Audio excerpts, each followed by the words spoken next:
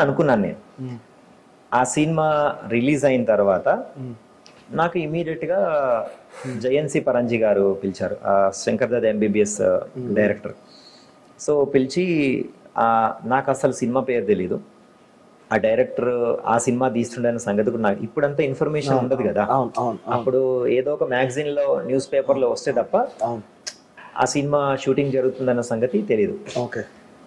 So పిలిచారు, పిలిచి ఆ సినిమాలో ఉండే క్యారెక్టర్ లాగా నన్ను రెడీ అవ్వమన్నారు. నేను అప్పటికి మున్నాబాయ్ ఎంబీబీఎస్ చూడలేదు, నాకు తెలియదు.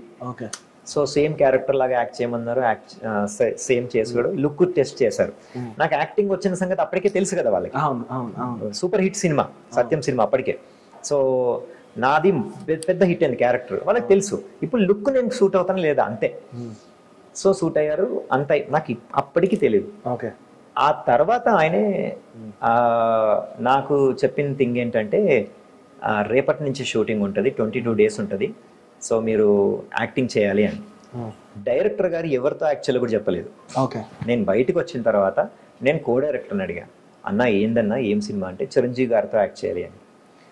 సో బేసికల్లీ సినిమాల్లో చూపిస్తుంటారు చూసారా, ఎక్కడైనా సైడ్ గోడ ఉంటే గోడ వెనకాలకి వెళ్ళి గట్టిగా అరవడాలు, దుంకడాలు, జంప్ చేయడాలు, బట్టలు జింపుకోవడాలు, అన్ని కలిపిన ఫీలింగ్స్ నాకు ఆ టైంలో వచ్చాయి.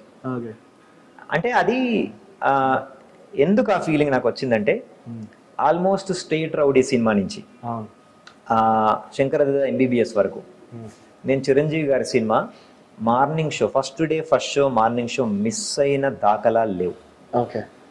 అంటే అంత పెద్ద ఫ్యాన్ అని చెప్పుకోవడానికి నేను చెప్పాను అనమాట ఇది.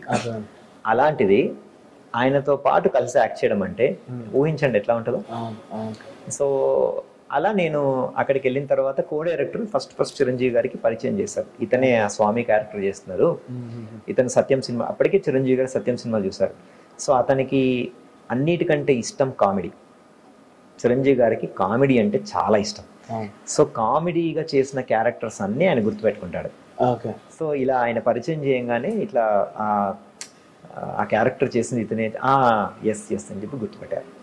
సో మామూలుగా ఆయనతో చూడడమే అదొక థ్రిల్ ఫీలింగ్, దాని తర్వాత ఆయనతో యాక్ట్ చేయడం ఇంకా థ్రిల్ ఫీలింగ్, దాని తర్వాత ఆయన గుర్తుపట్టడం ఇంకా అసలు ఊహించండి ఆ 22 days నా ఎట్లా వెళ్ళాయి అనేది. అండ్ మీరు అన్నట్టు ఆ క్యారెక్టర్ చాలా పాపులర్ అని ముందు పులిరాజాకి 8 వచ్చిందా, పెద్ద హిట్. అది రాజేష్ తాడు తీసుకెళ్ళడానికి 2 లారీలు అవసరం, అలాంటిది. That's very big hit, huge hit. అది మీమ్స్ ఇప్పటికీ వస్తున్నాయంటే ఎంత పెద్ద హిట్ చూడండి అవి. ఇప్పుడు మీరు ఇన్స్టాగ్రామ్ ఓపెన్ చేస్తే అన్ని ఆ మీమ్సే ఉంటాయి ఈ రోజు కూడా. దానికైనా బ్యాక్ అండ్ స్టోరీ తెలుసా మీకు అప్పుడు? తెలియదు. ఓకే. సో